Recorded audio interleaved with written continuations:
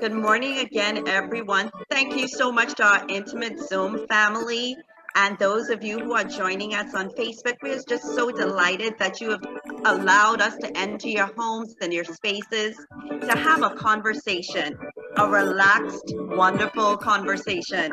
And many of you would be here because of the Arise virtual conversation and conference that would have been held before. So I want to take a moment just to thank all of you for being so dynamic in your tremendous support for the Arise conversations and for the Arise virtual conference. So this particular conversation focuses on personal transformation. And what is personal transformation? Personal transformation is really the task of changing who you are and into who you want to become. It's a process that is uniquely individualized, and really it speaks to all of us having the opportunity to run our own race. It tells us, where we are in our consciousness. How do we become critically aware of who we are today? And then where is it that we want to go tomorrow? It helps us to integrate and change our views today to become our best selves tomorrow. Now, what we recognized with the Arise conference was that the tremendous support showed us that so many of you out there are striving to be your best self. You want to be more, you want to do more, you want to have more. So today we have a wonderful guest joining us, joining the conversation with us. And this is the time to make sure you get your mother, your brother, your sister, your aunt, your cousin, all your friends to join the conversation. Feel free to start a watch party. And remember that any questions that you want to ask our speaker today, you can put in the Zoom chat group, or you can place them in the comments section on Facebook. And we have the lovely Lauren who will be asking any questions as they arise. So let me just get right into it. This is going to be the most impactful 45 minutes of your life. It's going to be so fast and rocket blazing fast. We call it short and sweet for the conversation. I want to introduce Mr. Clint Watson to you. And he is one that needs, of course, no introduction. He has become a household name in the Bahamas as an award-winning broadcast journalist, and he serves as the news director for Eyewitness News, ILTV. Now, prior to his position in Eyewitness News, Clint would have spent 13 years in the state-run Broadcasting Corporation of the Bahamas. And Clint has reported on some of the biggest issues. You know Clint. You've seen him across your screen many times. Those big issues affecting the country, affecting the nation at enormous levels. You name it, and Clint has been on it. And during his career, he's traveled the world and has interviewed leaders and popular actors and singers and activists, including the daughter of the late Dr. Martin Luther King. Now, despite his obviously busy schedule, Clint has found time to serve as the international correspondent for the BBC, and he worked with CNN, NBC, and other news affiliates across the globe. Now, Clint still also finds time to really put his focus on his passion, which is the youth of this nation, which makes him such a valuable asset to us as a nation and to us as an Arise Conference team. He serves as the youth pastor in his local church. And I tell you, even with that introduction, it does not do significant justice to the legacy and the bridges that this young man is building across our nation. But I know that you will join with me in welcoming our dynamic speaker for today. He isn't really a speaker, but he's a guest. I'm telling you, the things that he's going to be pouring out today you really want to make sure that everyone you know is on this call. Like, share, do what you need to do. It's time to hear from Clint Watson, who has taken time out of his busy schedule to provide us with his thoughts and insights regarding personal transformation. I call it the power of practice. So I tell you, I just can't wait to hear what Clint has to say. So join us, put your hands together as we welcome Clint virtually. I tell you, yeah, Wendy, I see you. Oh, it's an awesome privilege to have you with us, Clint. Oh, it's great to be here. Really, I'm excited to always be a part of this. It's just really great to be here. Awesome. So, Clint, now we're starting, this isn't a conference per se. We're starting a conversation that we know will multiply and balloon across the nation. And, you know, I think about the work that you do professionally and have done for so many years. That's what you've done. You've engendered a conversation that has inspired a nation. So, Clint, I wanted to understand for our viewers and those persons who are tuning in, whether they're on Facebook or on the Zoom call, how did you get started and how would you describe your journey of personal transformation? Boy, personal transformation for me. Uh, do you ever know when you start transforming? You Oh, just know wow. that that's what makes you a part of being alive, because you're constantly evolving, constantly finding what is your true self. What is it you want to be? For most people identify with transformation, it always talks about the physical, transforming physically, and just how some people transform physically and they change how they look and how they act and so forth. Is sometimes, I think, for me, how transformation began for me. It began from when I recognized who I was and what I wanted to do, where I wanted to go, and what I wanted to be. And so for various changing scenes of life for me, transformation has been ongoing, whether it's been professionally, musically, family, whatever it's been an ongoing. I cannot remember a point where I never was transitioning. It's always been a part of who I am. And I think is what made life more exciting for me, is because I'm constantly on this journey of transformation. Boy, Clint, you said a mouthful. You talked about transforming in different spheres. You talked about professionally, you talked about musically. Now, true, everybody on this call knows you as a musician slash songwriter slash soloist slash leader of Shabak. I mean, international traveler, recording artist. Does one transformation lead to another? I think it not only leads to another, but it kind of redefines the other. A part of what makes me whole and complete is having different facets of my life that all speak to each other. They all interact with each other. They all kind of complement each other. And that's how you know that you're living a life of purpose. When everything seems to be out of chaotic or out of whack, and they overlap and they keep conflicting, something's wrong. When they complement each other and they enhance each other, then you know you're living a life full of purpose. And that's often my thermometer for me, is always watching the various hats I wear. Do they always complement, or are they conflicting? Do they enhance each other, or do they contradict each other? And that's how I always tell whether I'm on purpose or whether I'm in trouble.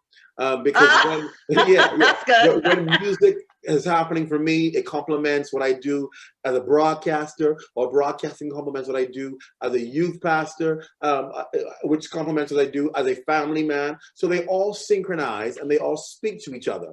And that's how you know that your kind of purpose is kind of happening, because the pot, when you put all the ingredients in, it's coming out to be what you want it to be. When it starts tasting funny and it starts looking funny, then you recognize, I probably don't have this recipe down pat.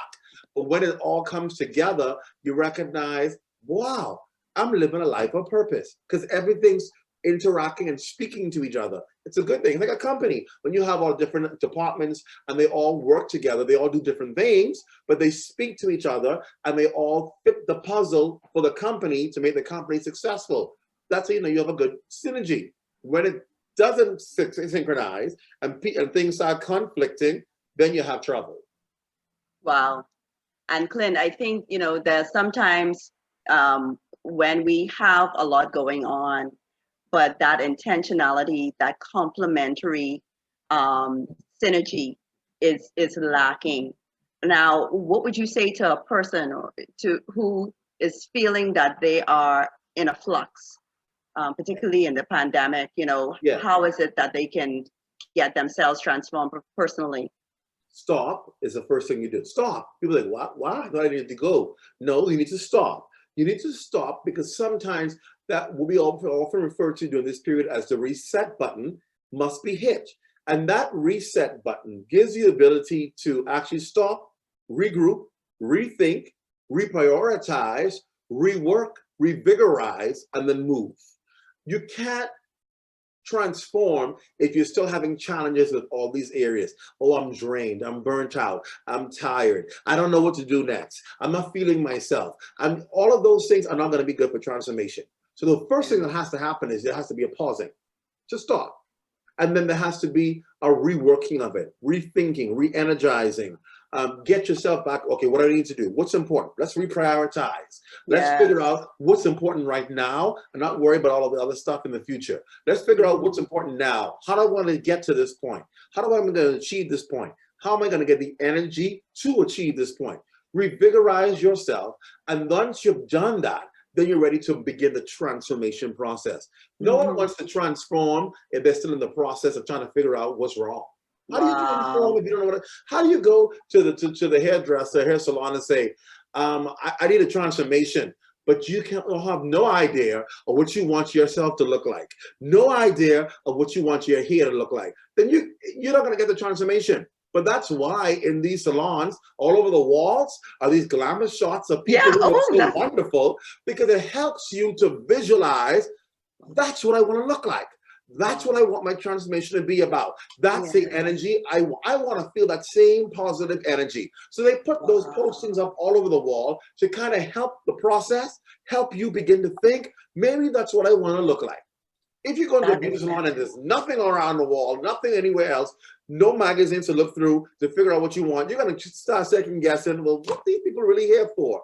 You have to help the process by being able to see, first of all, conceptualize, what is it you want to become? How do you want to look? Where do you want to go? And once you can set your eye on that goal, let's begin the process. It also helps you who's sitting in that chair to recognize whether the person who's dealing with your transformation actually on point. Right? Because if you look at that magazine and see that hairstyle and look in the mirror and see something different, you can say, honey, that ain't it. That's not what I want. That's not what I want. So you have to have that vision in front of you so you know where you're going, how you're getting there, and whether the process to get there is actually on track.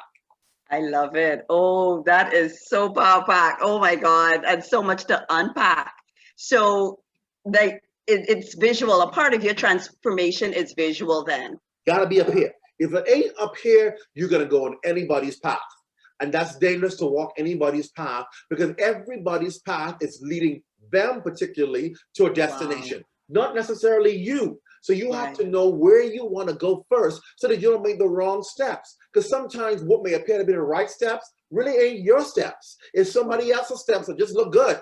You've got to know what your steps are, where it is that you want to go. And the only way you can do that is by having a visual as to what do I want to be. I mean, you cannot get that success if you don't know what success looks like. Oh, that's good. When you reach that point, what it's going to be, you won't ever know when you've arrived. You would never know when you're actually in the progress of getting there if you don't see it. You have to begin to visualize it. You know, it always reminds me of hearing people's stories about when they go on vacation and they're looking for a certain resort or destination, and they begin to see, and you're looking in the directions and they're driving and they're looking for any clue to say, I'm on that road. For example, if you go to Disney World, you're trying to figure out what Disney World is, you start looking to see, do I see any Mickey Mouse poster? Do I see any road sign that says Mickey? When you start seeing signs, this is the right direction. Yeah, we're in the right direction. I see the sign that's for Disney World, that's Mickey Mouse. We're on the right track. But if you start seeing signs that don't have nothing to do with Mickey Mouse, that talking about something completely different, you're going to say, I don't think that's it. I think that's the wrong road we're on. We're not headed in the right direction. So those clues along the way are important for you, but you can't understand those clues unless you have a visual of where you're going or what it should look like. Oh, that is so good. Oh my, listen, you're the one, Clint, you're the one. Listen, so what are your core values? Because you talked about sometimes you're on someone else's road, Yeah. as opposed to the road that you must travel. And there must be something inside that kind of propels you to that path of success and transformation. What is it for you? For me, core values is trusting that I'm enough. Right? When I say I'm enough, meaning that I have everything in me that I need to be the best me. There is nobody in this world that can be a better me than me. That's so now, good. I've got to be comfortable about that. And when you are comfortable about that, it'll put you on a solid foundation. Right now, we have too many people who are insecure about who they are. They want to be somebody else because they don't know their true identity. They don't know that they're great all by themselves. They I love it. Finding success by wanting to be somebody else. And that's horrible. You weren't put on this earth to be somebody else. You were put on this earth to be you. Otherwise, you would not have been here. But you've got to become comfortable in being satisfied that you are enough.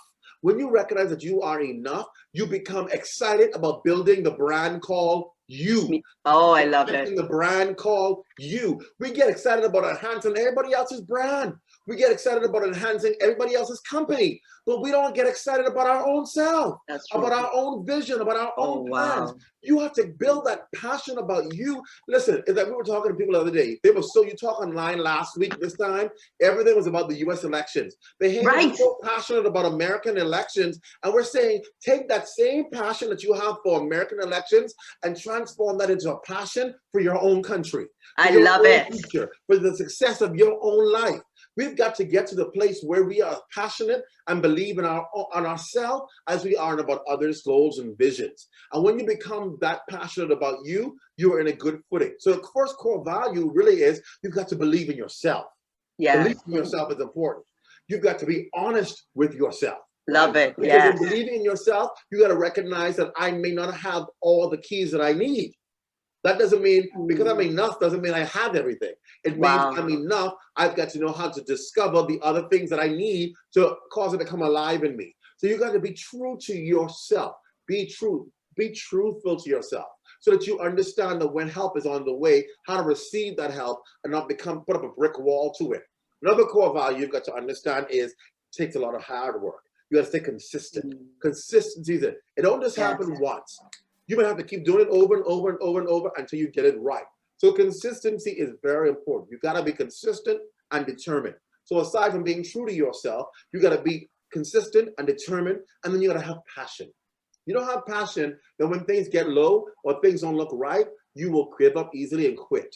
Or if somebody comes and give you something that you don't like, or say something that you don't like to hear, or say something that discourages you, at the end of the day, what it does is it causes you to lose a passion. And when you lose passion and drive, you have nothing to push you. Passion and your drive is the actual engine that gets you where you need to go. If that engine is gone out of a car, you're not going to move.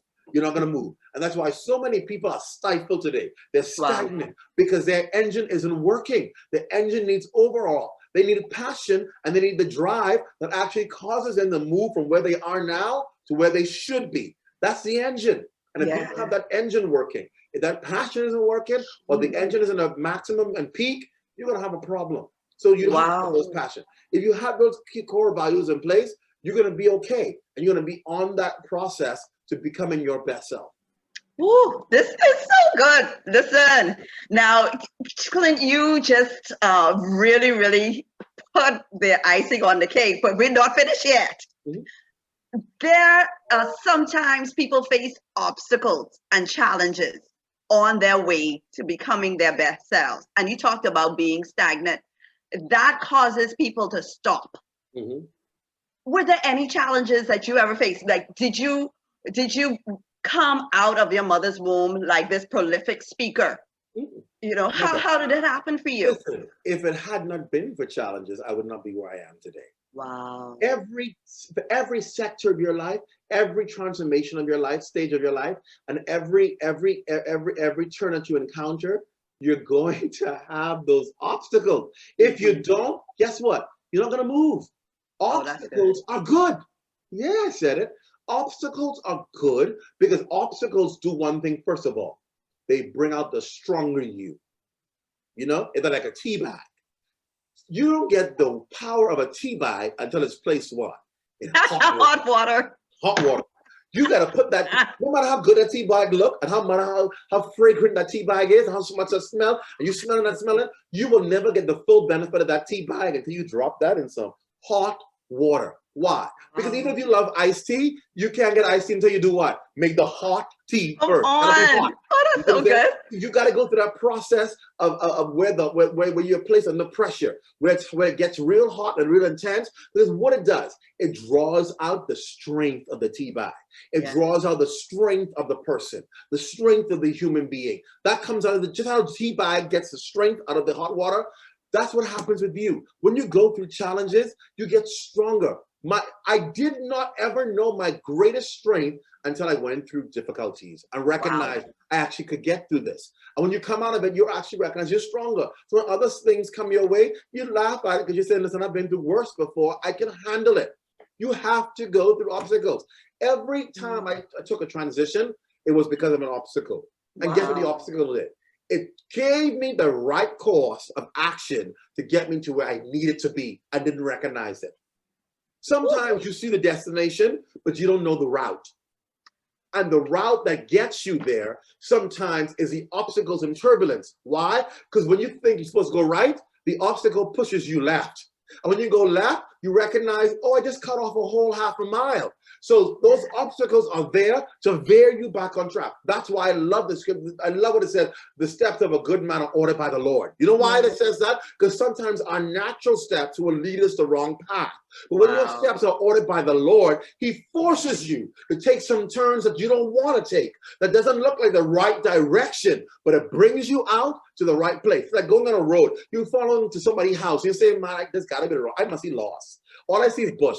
This can't be the right place. But when you stick to that instruction, you say, oh my goodness, oh yeah, see the house over there? I would have never thought this would have led me to the house. But guess what? It led you there. You have to stick to the instructions. And for me, the instructions are when God says stay left, you stay left. Even if right looks better, right looks easier, right looks more fun. You still got to stay left because the left may bring some turbulence, some obstructions, some challenges, some roadblocks that you didn't expect to go, but it will take you to your destination faster than going right will. So you have to understand that in life, you're going to have those obstacles. Listen, I could give you examples after examples about obstacles. I'll give you one. Growing up, and I always knew from grade 7, I said I want to be a broadcaster or a banker. Two things I wanted to be. God ended up giving me both, right? I became a banker, then a broadcaster. But I'll tell you this. When I studied broadcasting and I went to do my internship as a little summer student, I went to do my internship with ZNS. When I was working in the newsroom, I was in heaven because all I grew up to was watching ZNS saying, one day I want to be just like that on TV, giving the news. I idolized everyone who worked on the ZNS on the news. Idolized them. And when I was a summer student, I had a chance to go and spend a week at ZNS, and I was just mesmerized to be in that newsroom with all of those TV reporters and anchors. And one of the producers of the news said to me, he said, what you want to be? I said, I want to be a broadcaster. He said, oh man. He said, that ain't for you. That ain't for you. I said, why not? He said, because you have a little list on your tongue. You back then we call it tie tongue. He said, your tie tongue. He said, you have to be able to talk properly and clearly for people. They will never understand you. This ain't for you. That crushed me. Crushed me.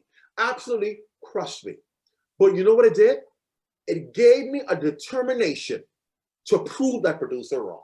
Wow. I knew that was the passion inside of me. And I knew that if I worked hard enough, mind you, he wasn't wrong. See, this is what we have to understand. He wasn't wrong. I did have a challenge speaking. He wasn't wrong. So I can't say, oh, he lied. No, you have to somehow understand the truth. But sometimes the Lord allows people to tell you the truth so you know what to focus on even harder to overcome it. So even though you recognize what somebody may be saying is true, it don't mean you must give up. It means you must work extra hard now that the Lord has allowed somebody to bring in front of your view your challenge. It now means you have extra strength to work that challenge to overcome it. And boy, didn't I do it, Siobhan. I worked it. I said everything I was cognizant of was how I spoke. I did exercises. I took therapy. I did things to make sure I was clearer, that people could understand me and to overcome it. And I did. And it came a point that when years later, when I went to ZNS, that producer ended up sitting right next to me in the newsroom.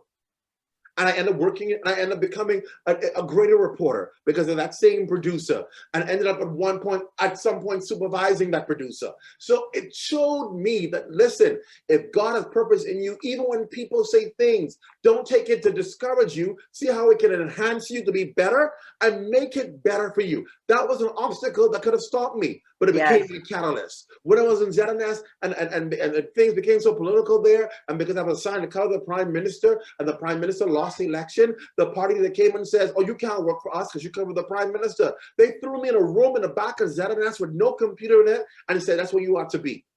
Professional journalists like me. I could have sat there. I sat there for 3 months with nothing to do. 3 months. No computer, just a desk. I would go to work every day and just lay on the desk and sleep till 5 o'clock. I could have said, I'm done. This is over. My passion for journalism is gone. But I said I refuse to let people break me. And I said, Lord, I don't understand why I'm here, but you allowed me to be here, which means you have a purpose. Some of the greatest lessons I've learned in broadcasting came during that valley of being there when I figured I should not have been there. Wow. But instead of complaining and arguing about it, I said, this obstacle is to do something for me and in my life. I took everything I could learn out of that time period there, and I used it as my catalyst. And the next thing I knew, I was out of there and covering the prime minister that was in power. And that caused me to create the Youth Zone show because I had nothing to do. I created the Youth Zone show. So that's how the Youth Zone was created, because I had nothing to do at a period in ZNS, and I decided I was not going to just sit there and do nothing. Yeah. Out of that came healing for thousands of the nation's young people. Had I not been put in that room, I would have never been able to minister to young people all over this country. There would have never been the Youth Zone if I was just kept in that newsroom. The obstacle created the opportunity. Come on, somebody needs to put that in the chat. The obstacle creates the opportunity. Put that all over Facebook. And Shavonda didn't stop there. After having a wonderful time traveling around the world covering the prime minister, that prime minister lost the election. And so I'm thinking, okay, please don't tell me I'm going through this again. And I began going through the same cycle again. And I say, something is wrong. Why am I going through this after I've already been through this? Why am I going through this again? This makes no sense. And it frustrated me. But in that process, the second time, what I did differently was I didn't allow it to break me like I did the first time. I said, I'm just going to keep focused, keep functioning. Remember, I'm wearing all of these different hats. I had to put on the next hat as Shabak director. And Shabak had to go to Freeport to do concerts. We were in Freeport doing concerts. And I got a phone call of the Clear Blue. Forgetting about what I've been going through in my job. And out of that Clear Blue, the phone call came. And who was it? It was Sebastian. And what did he say to me? He said, listen, I'm going to start news in this country. I want to raise the standard and take a new level. Only one person can help me do this, and it's you. I want to make you an offer you can't refuse. He made me an offer right there. We were on the bus going from one church to the next, singing. I wasn't even worried about my situation back at work. And he said, I'll make you an offer. He made me an offer that blew my mind. And I left, got back to Nassau, called him, followed up in a conversation. We solidified the deal. And in the midst of what they thought would break me a second time was my catalyst to move out. Wow.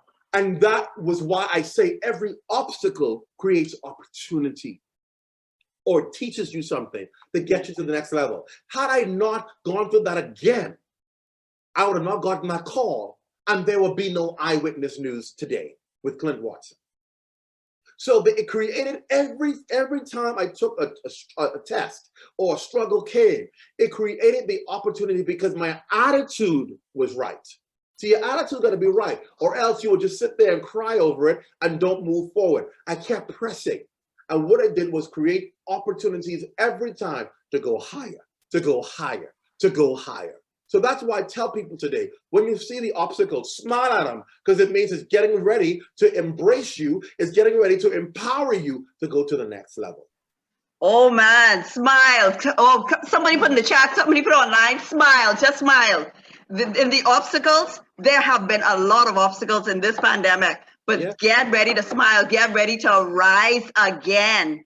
And this is what really takes it to the next level. When we can find people who have had tremendous transitions and tremendous transitions that were created by obstacles and challenges, and they have transformed in that transition. Oh my God, this is so good. Clint, this is excellent. Now, here's the question. So you've learned from the challenges, you've seen the opportunities in the obstacles. Were there mentors along the way that kind of helped you through those? There were both. There were both. There were mentors and there were detractors. And let me tell you why both are important to you. Both are important to you because the mentor keeps you focused when you want to give up. The mentor keeps you focused on the prize ahead when you want to feel discouraged.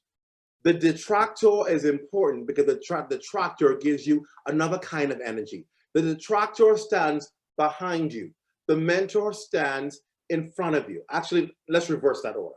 The detractor stands in front of you. The mentor stands behind you. The detractor stands in front of you to tell you you cannot achieve. The mentor stands behind you to push you to achieve.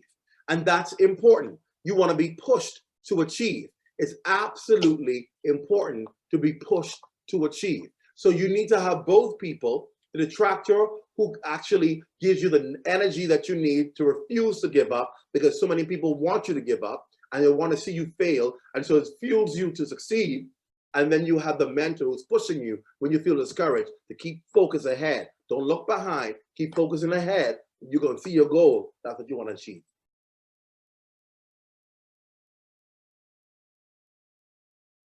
So it's important for you to understand that.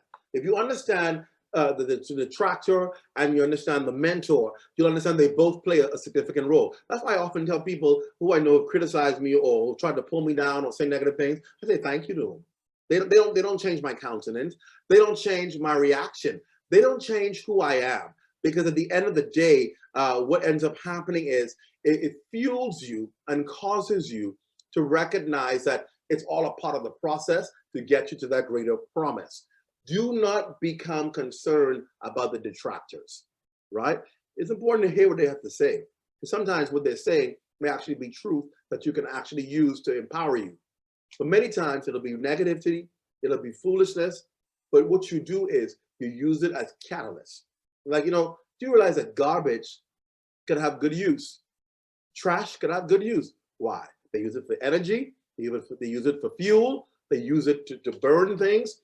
So don't think because it's trash coming from people, it can't be used as the energy you need, the raw materials you need to stir up that energy to keep it going. That's important. Absolutely important. And without that, it leaves you in a place of not knowing what's going on. Sometimes when there's no detractor or no mentor, you're looking around trying to figure out, am I still on my pathway for success? Am I still working my success? What's going on? Because I don't see nothing happening. That keeps you alive. The detractors every now and then, the mentor for periods of your life, all of that keeps you functioning. It keeps you living life. It keeps you feeling life and recognizing what's actually going on. It's important to remember that. Because sometimes people say, oh, ain't nothing going on in my life right now. Oh, I have no obstacles. Ain't nobody pouring into my life. I'm just sitting here. Ain't nothing happening to me. That's never good. So you think, oh, I'm fine. No, that's not good. You want the activity. Activity is a sign that you're working, that you're breathing, that you're existing, that you're making an impact. Whenever you make an impact, there are going to be two reactions. The energy that's positive and the energy that's negative. Because impact is like a science. It creates a response. Impact will always create a response. It's just a matter of whether you believe it's positive or negative. Always, that's the one thing you remember. Impact will always create a response. That response will be negative, it could be positive, but it will always create a response. If you're not getting a response to anything you're doing, chances are you're having no impact. If you are having impact, it will create a response. That's why it doesn't matter when people respond negatively. Or people, you're on the news or you're on your show, I'm doing my show, and people are having responses, whether they're negative or positive or not, I embrace it. Why? Because it means I'm making impact. Even if the response is negative, it's pushing a button in somebody that's triggering a response. I respect them all. Whether it's good or bad, I respect it. Because the negativity that is triggering in you, it's either doing something. It's either uprooting it or it's causing it to be challenged. That's why I love negative responses. I don't get bent out of shape by negative responses because it's creating, my impact is causing there to be a response in you. It's stirring something in you. That's important. That shows you impact, and you want to make impact in what you do. Whether it's good or bad, it's good because at the end of the day, you're creating impact. Clint, I tell you, this is phenomenal. This is really, truly phenomenal. Now we're about to wrap up, and because I know that there are questions in the chat, and other people want to ask you some questions. But what are some of the key lessons you would say you learned that are pivotal for others to understand on their journey to personal transformation? It takes time. And that's seasonal too. There are some times it will come quick, very quick. And I like those times when it comes quick because sometimes you just need that encouragement to listen. Some things can happen right away. You don't want to hear people always telling you, child, it can take a long time. Prepare for the long road. You understand that, but you want to know that in life, there are some things that will come quickly, right? So I like the fact that some things will come quickly is a good sign. But I also understand that there's a process in things. And the process has to be completed before you get the end result sometimes. And I appreciate that. I appreciate the process. So don't disregard the process, folks. Please don't disregard the process. The process makes sure that you have everything you need to enjoy and to be able to sustain that success. The problem why success for so many people is short-lived is because they've skipped some of the processes, so they don't have all the tools they need to sustain the process, the success. Yeah. I want sustained success, not just success momentarily. I want it to be sustained. And sustained success comes from completing the process because you develop all the tools that you need to keep your success in play. So understand the process is important. Secondly, understand, and I think maybe this should be first. For me personally, my faith in God is superior because I recognize that if He is a part of the purpose of what I'm doing, I don't need nothing else. I don't need nobody else. I don't need nothing else. All I need is a yes from God. And as long as I have a yes from God, I know that I can achieve it, right? Because all things work together for good to them that love the Lord, who have been called according to His purpose. See, a lot of times we call according to our purpose, or we call according to our pastor's purpose. But when it's His purpose, all things work together for good.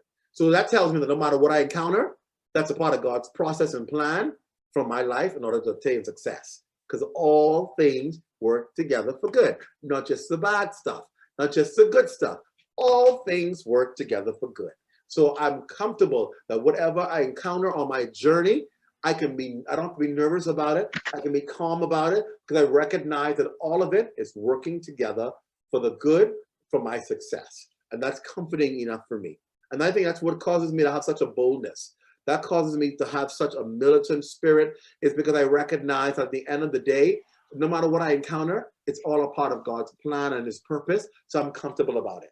I don't get alarmed about it. And I could tend to sometimes worry so much because you always want things to be perfect. But God has taught me in this season to have rest. God has taught me in this season to not worry, to cast my cares on Him because He does care about me. And when I do that, I find that I enjoy the process and not just the success, but I enjoy even the process to success. Wow, that's excellent. Now, let me turn it over. Hi, LaToya. Oh, I see some of my friends in here. Clint, it's just an awesome opportunity for me, an honor to be here with you because you are so full of impact. Now, let me just give an opportunity to some others who are on the call in the chat group, who may be on Facebook, who are chiming in. Lauren, I'll turn it over to you for a few minutes just to allow everyone to ask their questions. if you can put your questions in the chat group. Lauren, can you take it over? Sure. Good morning, everyone. It's still morning. If you have any questions, you can share them in our chat group. And I do have a few questions. What are your success habits? My success habits. I don't know if they mean what kind of drives my success. What do I do to be successful? I tell you, they're pretty much clearly what I just said, right? I try to always be positive. One thing about me, I'm a jokester, right? Some people say, "Oh, you always." I'm like, "What? Serious?" Anybody who's seen me on my show, no, boy, that ain't real Clint. Clint is a jokester, right? Because I believe that you have to be happy about life, right? I believe you have to enjoy life because there are not enough moments in life that we have to just be excited all the time. So when you get those moments, live it. I try to find happiness in what I do. I try to be content. Why? Because when you're not content, you become frustrated, you become jittery, you start coveting what other people have. I try to be content with who I am, where I am, what I have. And I try, and most importantly, people know me. I love helping people. I love it. It drives me. It drives me. Helping people and serving. I love doing it. I've been a leader for so many years, and I've learned that the greatest asset of a good leader is somebody who knows how to serve. And I believe when you serve people and put people above yourself, it creates the right kind of life to enjoy. And so for me, success for me is being able to help people become successful. That's why here, even in my workplace, I just give opportunities to my staff, because I believe if I can give you what I didn't have, you will be that great of a journalist. It'll take you further, and to me, that's happiness, watching other people succeed and knowing I had a hand in it. And so I enjoy that so much. Okay, great. A next question from the chat from Wendy Humes. When are you writing that book? Soon. Listen, y'all don't know. Soon. I believe it should be written soon. I'm keeping track of everything that's going on in my life. I'm documented. I always say to people, I don't know who will read about my life, but if it can help people, I'm up for it. I think it's important to be able to tell your life story, not just so that people can read it, but that people are aware of it. Because sometimes people prejudge you or misjudge you based on what they see now, and they think, oh, he don't understand, he ain't been through nothing. Oh no, that ain't my story. I've been there, done that, been through it. There's some nights I sit on that set and I do my show, and people are thinking, you have a great show, life is wonderful for him, and they don't know the weight I'm carrying just by sitting in that chair. But as a journalist, that's what you do. You show as if life is wonderful and great and dandy. But people don't know what you carry. They don't know what you have to face when you walk out of that room, out of that chair. They don't know the weight of it. And it can be very weighty sometimes. It can be very burdensome sometimes. But you do it because you recognize you've been called to make a difference. And if that's what the price is, to make a difference for people, I'll go for it. Great.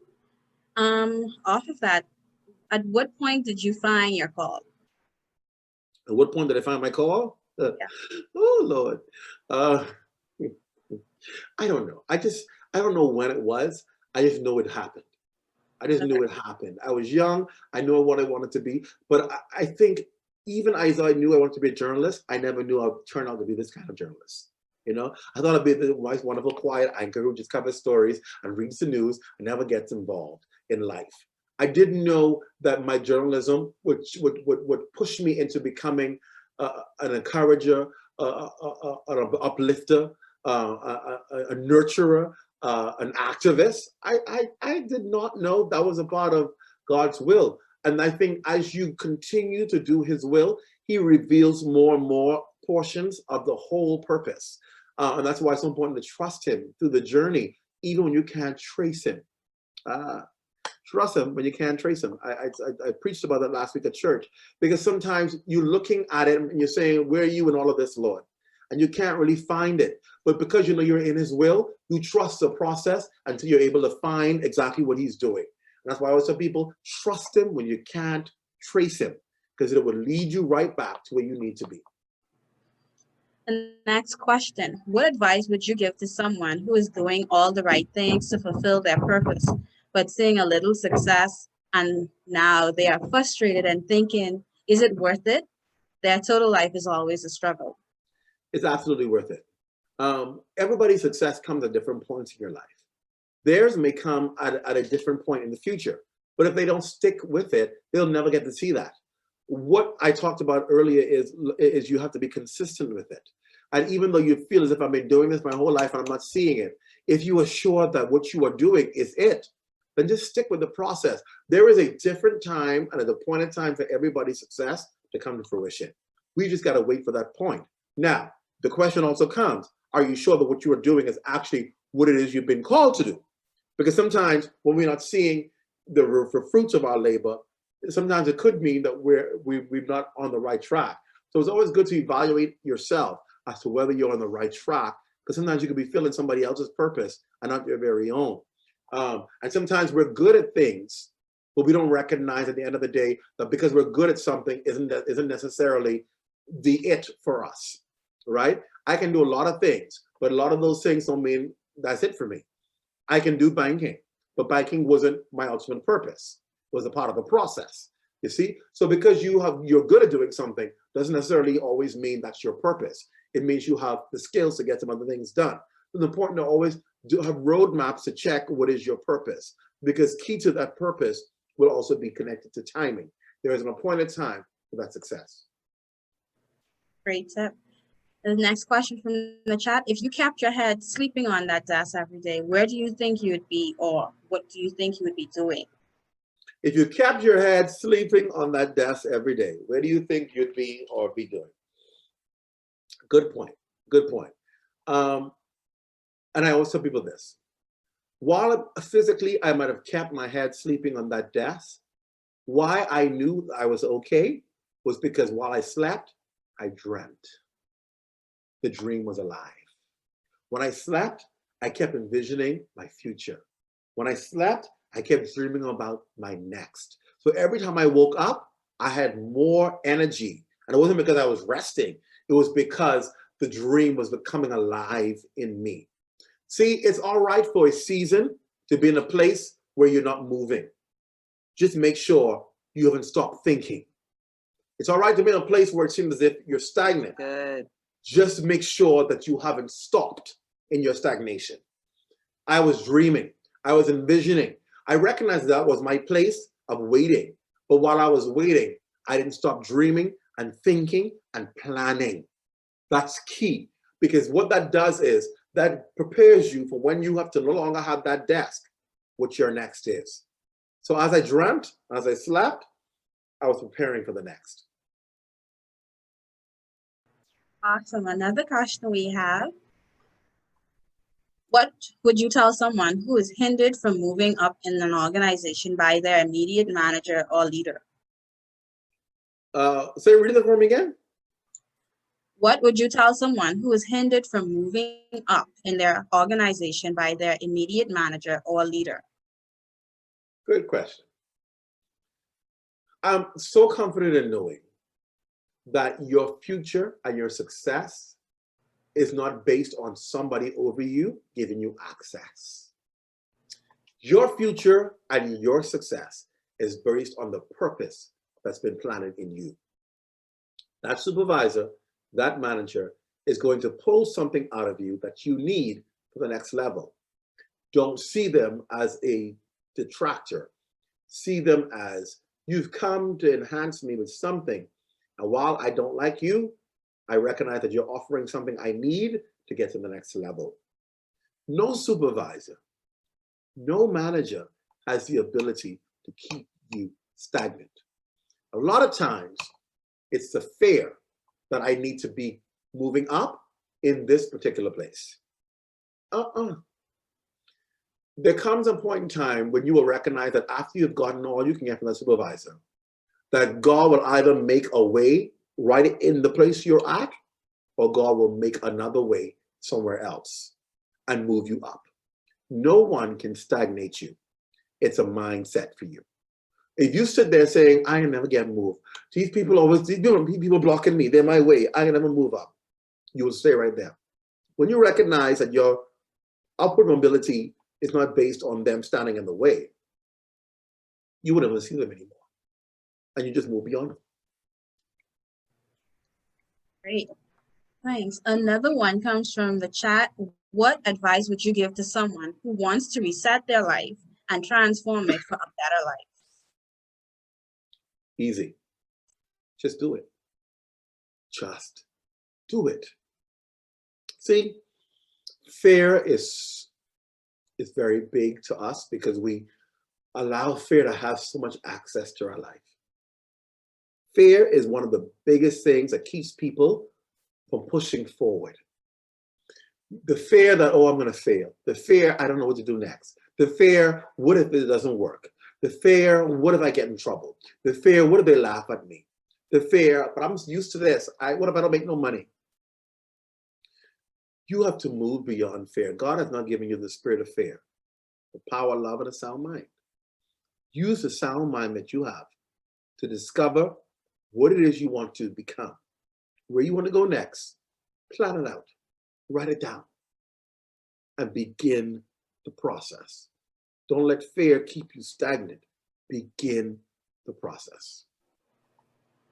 They are rolling in. What advice should you give to someone who knows what they are capable of doing and knows the path that they need to take to get to the next level? But funding can be a major hindrance to ensure that the next level is excellent. Good point.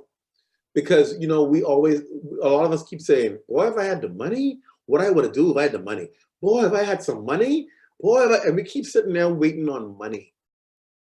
And while it's true, money answers all things, we also know that he gives you the power to get wealth. Now, if he gives you the power to get wealth, that means what it's really saying is what? He's given you a strategy. What you have to discover is, what is that strategy, right? And that's when your prayer becomes more directed. In your devotions, rather than just praying for the moon, stars, and the sea, you now begin to pray more directed. Father, give me the strategy for this gift you've given me. Give me the strategy to get to the next level. See, we can have purpose and plans, you know? I also people, many of the thoughts of man, but it is God's purpose that prevails, right? You've got to say, God, line up what you've given me. Make sure it lines up according to your purpose. Because what I need right now is the strategy of how do I make this successful? And you will find that you can become successful without money. I always tell people, as long as you got favor, you won't need currency and cash. You see? So you need strategy to get favor, which will give you the success, which will translate into the money.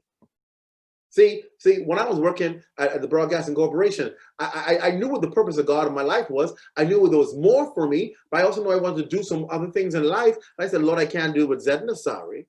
But I didn't know that my success was coming and moving out of ZNS and still being a broadcaster. Because as far as I'm concerned, you can't really be successful in this country unless you were working for the Broadcasting Corporation. And God had to, listen to me, he didn't break the mold, he shattered it. Why? Because he had to teach me that, listen, I'm not just going to give you another institution that can become better than the Broadcasting Corporation, but I'll actually cause you to create the institution. Come on now. To be better than the Broadcasting Corporation. Yeah, it shattered my plan. It shattered my mind. Because I was always under the mindset, I gotta work for some company to be success. I never knew that God would use my mindset to create a news agency that I work for, to be able to take down the Broadcasting Corporation. That blew my mind. So when I tell you about God shattering your dreams and shattering it and shattering the mold you have and giving you more than you can conceive or imagine, think or imagine, I'm a living proof of it. I'm a living proof. Because we keep on saying, Lord, I need more money. Lord, I need more money. I need a raise in my job. No, God is saying, listen, if you just trust me, I'm going to take you off that job, give you the opportunity to create something that will pay you what you are worth, and that it will still be able to show what you thought was the ultimate. You will transform and transcend even that. That's mind-blowing to me. And if God could do it for me, he can do it for any and everybody else, because he's not a respecter of person. God can do it. It's just about how much do you want it? How bad are you willing to go after it? And will you take the faith to believe that it can actually happen? Yes. Oh, Lauren, I saw you were almost laying a moment ago. You almost fell out of your chair with that response. That was amazing. And I agree. It can happen for all of us. Lauren, any more questions? Because, you know, we have to wrap up. We do. We have one more question. This is our last question from the chat. How important is it to help someone up while you're on your way up to fulfilling your purpose? Or should we think it's all about me? No. I think they know the answer to that already because they just typed it. And the reality is, that's why you go through the process. Because in the process, sometimes we get so distracted, so focused on our goals. When you're able to help somebody else, it takes your focus off of just you. And God does things for you while you're in the process of helping somebody else. And you didn't even recognize that he did it for you. I can't tell you the amount of blessings that came to me. Remember I told you about how the job opportunity came to me while I was busy on the mission field with Shabak, doing something completely different, not even thinking about work. He was taking care of it because I decided to focus and help other people, help other things, fulfill other mandates that God has in your life. While you are busy working and helping somebody else's dream come to pass, God is taking care of your dream. There is a blessing in helping somebody else's vision come to pass. You are indeed demanding the blessings of God on your life when you help somebody else's vision. That's why I know that my future has to be bright, because I've spent so many years planting other people's vineyard, helping other people's vision come to pass, helping things happen for other people. So when you do that for people, God will surely do it for you. Because you're unselfishly bringing somebody else's vision to pass, God will do it for you. Don't mind people who say, you're so busy helping everybody else, you better try to focus on your own thing. No. While I am plowing and doing, I'm working in my own vineyard, I'm helping somebody else, God is causing somebody else to make it happen for me. That's a domino effect that happens. While you're bringing somebody else's vision to pass, somebody else bringing yours to pass. It's a part of a process of how we all get up the ladder together, because we're all building, we're all helping, we're all nurturing each other, and we're pulling all us up at the same time. Wow. I am so grateful. The Bahamas has one Clint Watson, born to Ed and Lee Watson. Oh my God. I tell you, husband, father, brother. Oh, it's such an honor, Clint, to have had you on today to discuss personal transformation. I tell you, this conversation was transforming for me personally. And yes, Lauren, I could see you and so many others. I saw you in the chat group, and I just can imagine, you know, the depth of insight that really resonated with you as you listened to one Clint Watson. Clint, amazing. Thank you so much. Thank you for having me. This is important. And you know, you need to join the conversation again, because you so full, Clint. My God. So we'll look at, you know, you talked about planning. We'll look at what's happening after we finish these 4 weeks and then go into 2021. We're gonna start that with a bang. And I so appreciate you for all that you're doing with us personally, with us as a team, with us, you know, for this nation. You certainly are in your purpose, and you're making full proof of every part of your ministry. So thank you yet again. And thank you all for joining us on Facebook and Zoom. Thank you for all of those questions. It was amazing. We can't wait until next week, because every round is going to go higher, and this is already high. So, you know, we have next week coming up, professional transformation. And we have with us Carleen Farquharson, who is a partner with the Alexiol Knowles and Co. A law firm. She has done quite a bit of work, as you, some of you may know, in Abaco, and she is here. And she has just been trying, as Clint has put it, pouring into others' vineyards. And, you know, God has allowed her to be sharing her success in her field. And so we're going to be talking about professional transformation next week. But oh, so rich today with the conversation with Clint Watson. Thank you again so much for joining us. Thank you, Clint. All of Clint's followers who were there. I mean, I'm sure they were screaming for him. Thank you, Lauren, and the Arise team for all of the work you're doing behind the scenes. And we look forward to seeing you next week when we jump again and join in the Arise Together conversation on professional transformation.